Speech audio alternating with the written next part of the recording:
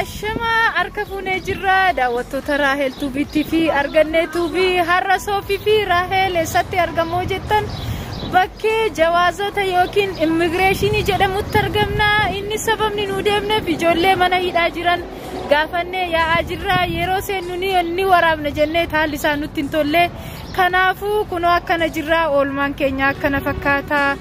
Isinillee akkuma keenya kana ijoollee jiran kana akka gaafattan, ijoolleen biyya kana jirtanii, ijoolleen biyya ormaa jirtan immoo akka du'aayii ijoollee kanaaf gootan isinitti himna.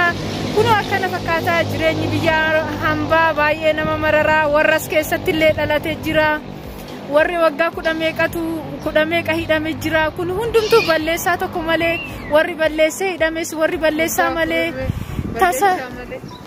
tasa hidhamanis hin jiru. Kanaafuu kun akka har'a Soofii waliin mana hidhaa jirra. Soofiin mi'a dubbattu ka Soofii silaa dubbachuu hin dandeessu. Akka mooltan kabajamoota daawwattoota keenya, ani Soofiyaan jedhama. Raahel wajjin har'a mana hidhaa ijoollee gaafachuu dhufne. Abbaa manaa kiyyarree hidhame achumaan ijoollee biraattillee gaafachuu dhufne. Achumaan waraabnarree jennee nutti hin tolle, nutti toluu didee namni biyya ormaa kunis nu lallaalu. Ammas sodaachatuma waraabaa jirra. Ijoollee warra keenya, warra daawwattoota keenya beeksisuudhaaf akka beektaniif kunuma arganne xiqquma daqiiqaa 5 ta'uu 10 ta'uu waraabbanne jenne karana Raahel wajjin hin dhufne akkuma taane dhiifama wajjiniin jeljeraat isinitti saasaa jirra. Bulan ammoo akka Rabbi jedhe walitti deebina sinin jedha, ulfaadha sinin jedha. Akkasi ka daawwattoota Raahel Tuubiitti fi argannee tuubii har'a Raahel immigireeshinii yookiin iddoo mana hidhaa keessatti argamna. Sababni isaatis kan asitti argamnuuf nama gaafachuu dhufne akkana baay'ee nama mararu. Dhugaa Rabbii yeroo duraatiif ani mana adabaa kanaa dhufee nama gaafachuuni ani gaafadheen beeku. Yeroo namni dubbatu ilaalee ajaa'ibeettu kana as keessatti warri as keessatti dhalanii, warri as keessatti garaatti baatanii rakkatanii baay'ee isin marara. Kanaafuu hordoftoonni kiyya bakka jirtan hundumattuu nageenyi isiniif haa baay'atu.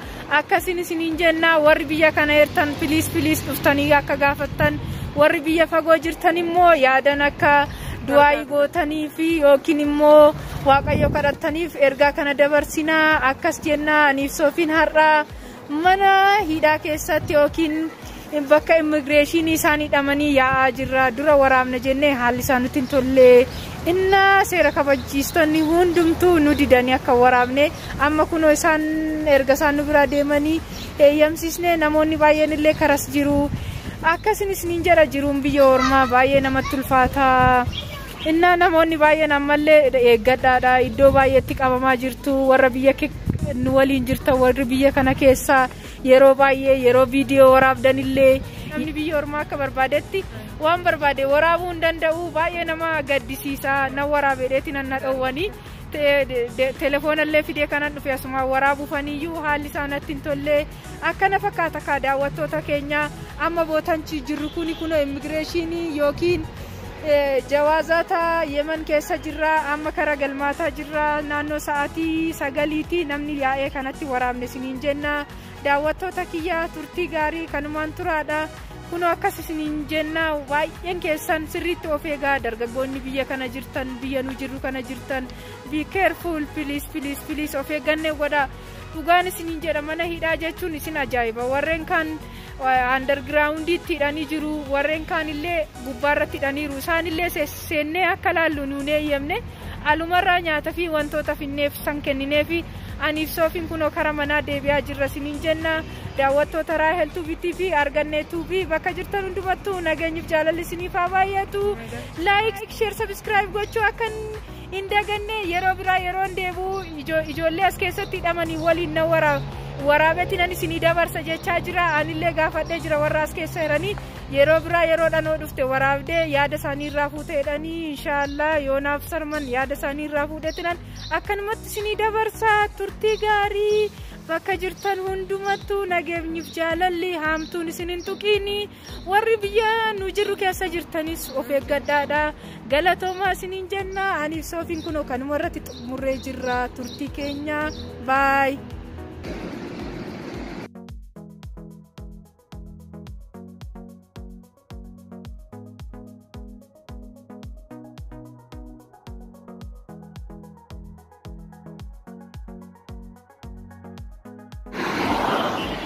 baay'ee daawwattoota kiyya amma konkolaataa keessa irraa karaa manaa galuudhaa fi akkana isiniin jenna kaawwanni jiru kanuma information adda addaa isinii dabarsinaa yeroo biraatti filleedha baay'ee nama gaddisiisa dhugaa rabbii oduu agartanii iddoo ijoolleen achi jiranii nama gaddisiisa ijoolleen achi keessa jiranii akka salphaatti mana adamaa seenuu garuu bakka bahuudhaaf baay'ee ulfaataadha waan tokko osoo hin balleessin waan tokko osoo hin raawwatin baay'ee isaanii kan hidhaman jiru baay'een isaanii immoo akkuma beektanii wantoota adda addaatiin jireenyi biyya hambaan ulfaataa baay'ee rakkisaadha kan dhibeettu ijoolleen dhiiraa dalagaa baay'ee waan hin qabneef itti hojii dhuunfaa hojii seera qabeessa akka barbaaddattan isiniin jenna warreen nu bira jirtanii warreen biyya biraa jirtan immoo du'aa godhaafiidha akka isaan mana hidhaatii ba'anii akkasii warra isaanii jala hidhame warri biyya ormaa jirtanii gargaarsallee akka waan baay'ee gootanii fi